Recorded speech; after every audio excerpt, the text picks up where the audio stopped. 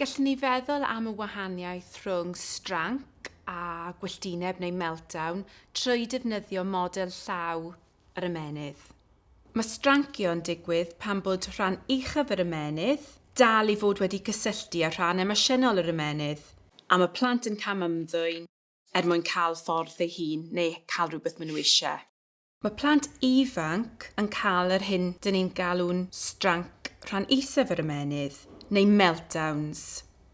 Pan fo rhan feddwl yr ymenydd wedi datgysylltu o'r ymenydd emosiynol a maen nhw wedi colli limpyn neu fflipddilyd, a mae'r teimladau mawr hyn wedi cymryd drosodd.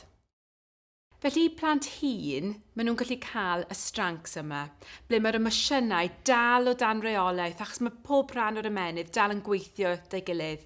Ond i blant ifanc, yn enwedig plant yn y blynyddoedd cynnar, maen nhw fel arfer yn cael gwylltineb neu meltdown, ble mae darn meddwl yr ymenydd wedi datgysylltu o'r darn emosiynol yr ymenydd. A dyma'r gwahaniaeth rhwng stranc a gwylltineb neu meltdown.